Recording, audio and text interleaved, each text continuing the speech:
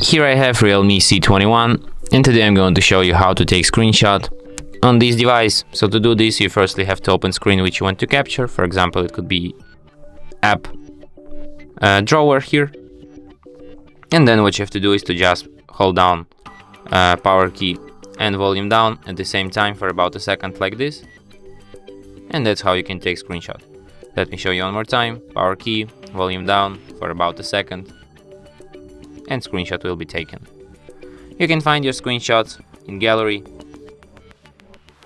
in the screenshots album, and here they are, our screenshots.